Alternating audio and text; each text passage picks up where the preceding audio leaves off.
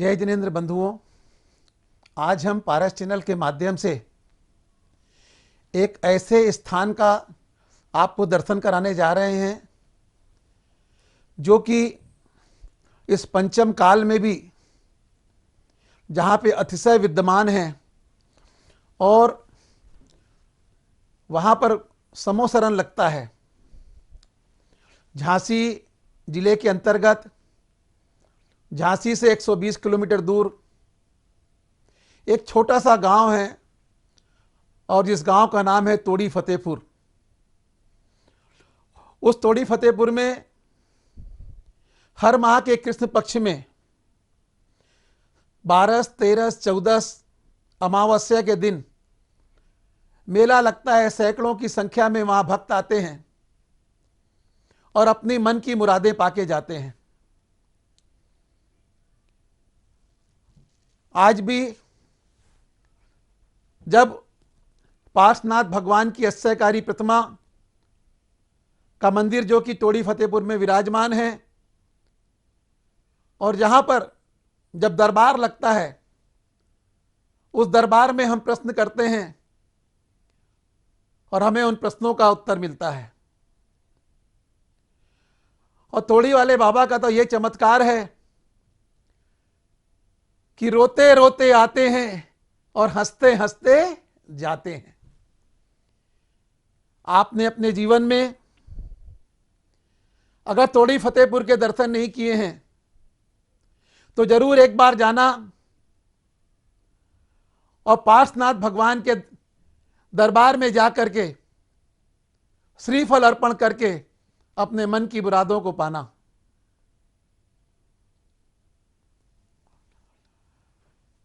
एक ऐसा दरबार जहां सब बीमार व्यक्ति आता है वो स्वस्थ होके जाता है, जो लंगड़ा के आता है वो चल के जाता है। कहते हैं किसी का कैंसर ठीक हो रहा है, कई प्रकार की आदि व्याधि दूर होती है।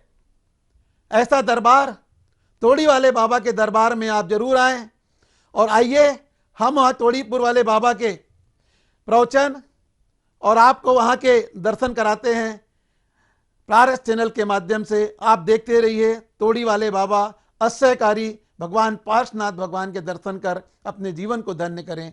जय जिनेंद्र। कि सौधर्म इंद्र के सिवाय, ईशान के सिवाय किसी को भगवान का अभिषेक नहीं मिला। उस जीव ने कितना पुण्य बांधा होगा जब मनुष्य गति में होगा, कितना पुण्य बांधा होगा, कितनी तपस्या की होगी। समझो जो भगवान का अभिषेक उस जीव को मिला है, उसने कैसे मनुष्य पर्याय में तपस्या की होगी। समझो कितने खुशी में उसने तपस्या की होगी। ऐसी खुशी उसने की है जो हमेशा के लिए लेकर गया है। समझो मनुष्य गति से जो खुशी उसने ली है और उस खुशी में तपस्या में इस पुद्गल को लगा दिया। देखो उसने अपने पर्याय को बदला तो सौधर्म इंद्र बना। धन्य उस जीव को, कैसी तपस्या की। आज मनुष्य तपस्या तो बहुत दूर है, मनुष्य भगवान का पूजन करने में रोता है, दर्शन करने में घबराता है, जिनालय आने में आनाकानी करता है, सिर के लिए छिपता है, जिनालय जाने के लिए छिपता है। उसका दुर्भाग्य का समय है। समझो उसका भाग उदय नहीं है।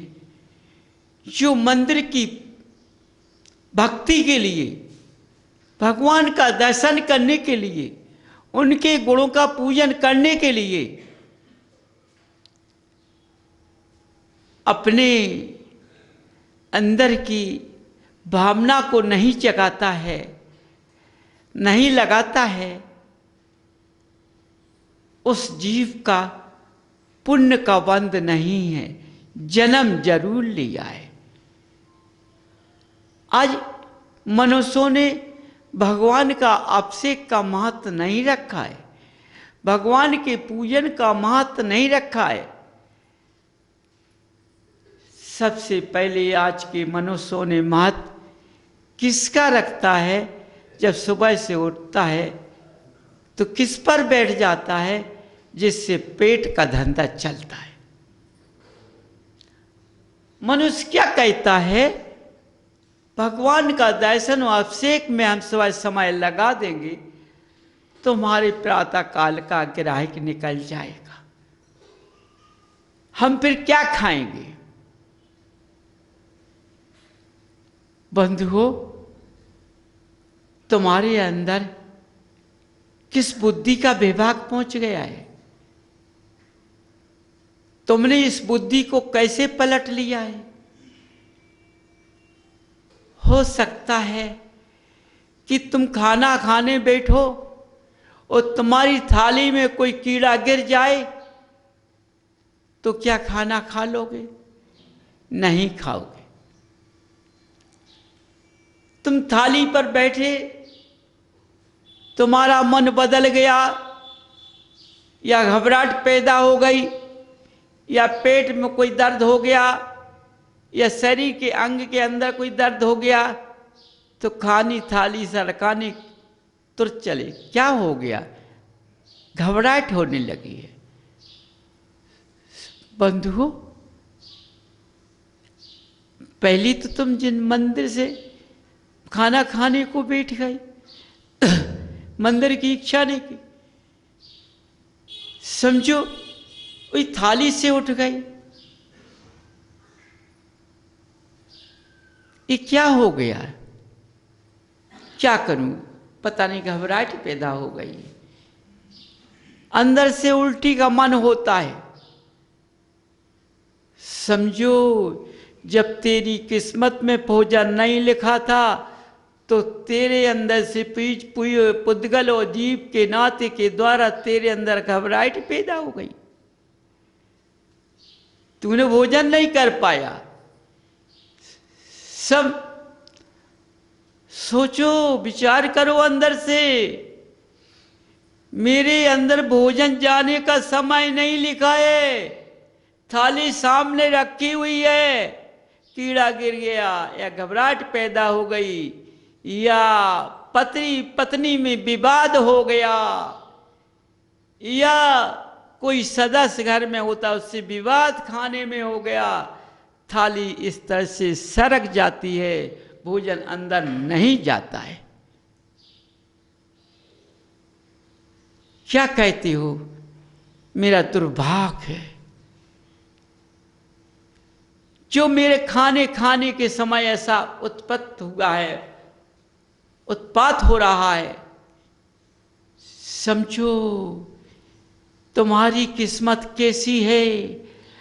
अच्छी है, लेकिन तुमने अपने अंदर से, अपनी किस्मत से, अपने भाग से तुमने देवादिदेव अनंतन के गुणों को दूर कर दिया है। तुमने इनको अपने अंदर विराजमान नहीं कर पाया, इसलिए तुम्हारे पुद्गल शरीर जीव के अंदर उत्पाती जीव पैदा हो गए हैं। ऐसी भावना अंदर पहुंच गई है तो वह पेट के अंदर भोजन जाने के लिए रुकावट कर दिया है। ऐसी बीमारी तैयार हो गई है कि यह पेट के अंदर भोजन पहुंचना मुश्किल हो गया है। समझो, नहीं लिखा भोजन, क्या लिखा है? तड़फना लिखा है। बंधुओं, तुम अपने कुल की सिद्धांत को भूल गई हो ना? तुम्हारे कुल का सिद्धांत क्या है? जियो और जीने दो। हमारा सिद्धांत क्या है? प्रातः काल उठकर हम अपने शरीर को पवित्र बना करके, मन की भावना को पवित्र बना करके हम अपने परिवार सहित जिनालय जाएं। इस भरत क्षेत्र के अंदर ऐसी मनुष्यों की कोई भावना नहीं होती है। समझो, जब कर्मों की मार पड़ती है, जब भगवान की याद आती है, क्योंकि कर्म ही भगवान की याद दिलाते हैं और कोई याद नहीं दिलाता है। इसी तरह इस पुद्गल पर जब आपत्ति की मार पड़ती है तब भगवान की याद आती है, किसी की याद नहीं आती है।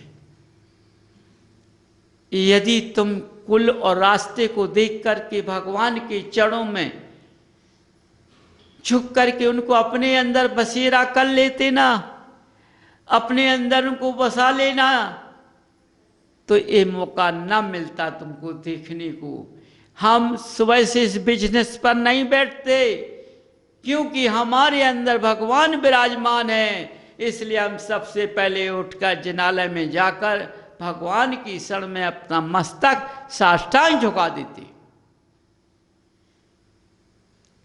सोचो, विचार करो, जब मेरा पुद्गल भगवान के चरण में साष्टांग झुक जाता तो हमारे अंदर की आपत्तियों का पता नहीं पड़ता कहाँ चली गई। क्यों? मैंने अपने पुद्गल के अंदर किसको बसाया है? देवादिदेव अरनदेव को बसाया है। मेरे पुद्गल के अंदर इनके सिवा कोई नहीं है। कौन? देवादिदेव अरहनदेव। हमें इनके सिवा किसी की जरूरत नहीं है। हमें किसी देव देवता की जरूरत नहीं है। हमारे देवादेव हमारे अंदर विराजमान हो चुके, हमें किसी की जरूरत नहीं। हमें लक्ष्मी की भी जरूरत नहीं है, हमें किसी की भी जरूरत नहीं है। सोचो, समझो। देखो, जब कौरव और पांडव में झगड़ा हुआ तो कौरव ने कहा कि हमको फौज पलटन चाहिए और पांडव ने कहा हमको कृष्ण चाहिए।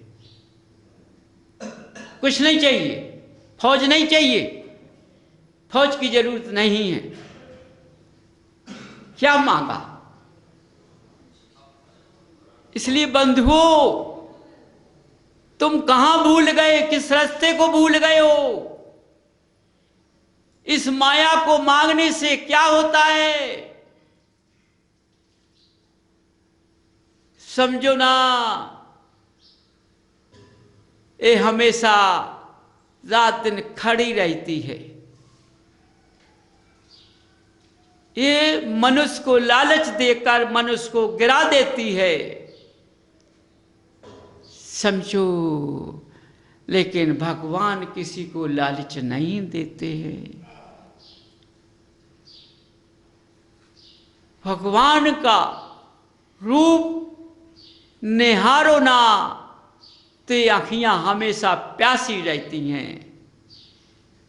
लेकिन आज मनुष्यों की आँखियां भगवान के लिए प्यासी नहीं हैं,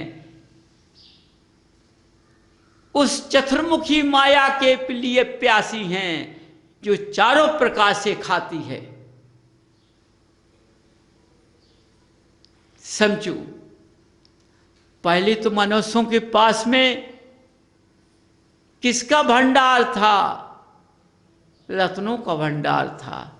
वो रत्न नहीं है, अब तो कागज का भंडार है। आज बदल जाएगा, कल दूसरा निकल जाएगा।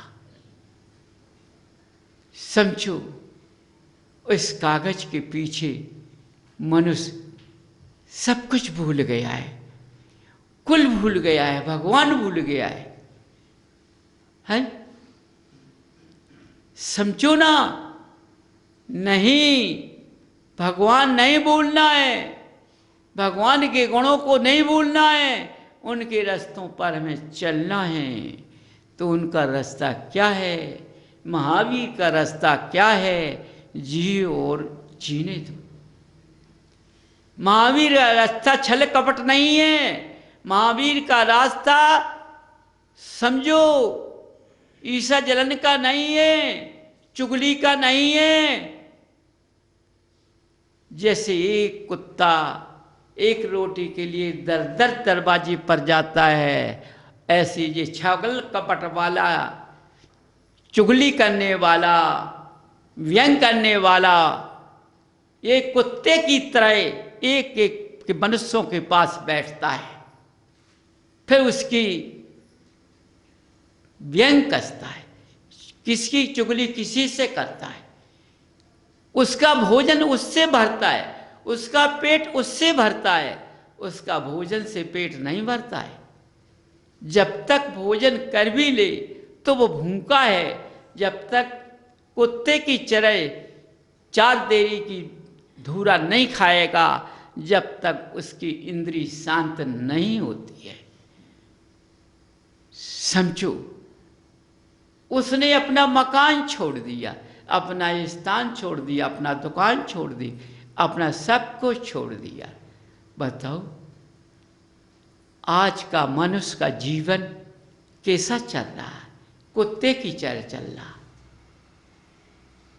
किस रूप को धारण किया? कुत्ते के रूप को धारण किया। वो तो बेचारा आश्रित है, तुम तो पचेंद्री हो, आश्रित नहीं हो, लेकिन तुम्हें उसका ही रूप अच्छा लगा।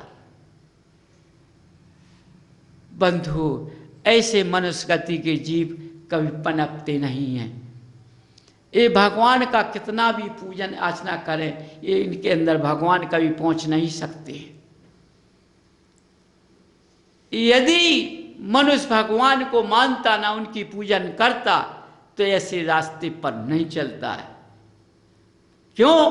वो भगवान का पूजन करने के बाद अपने घर स्थान पर भोजन करने के बाद अपनी गद्दी पर बैठता।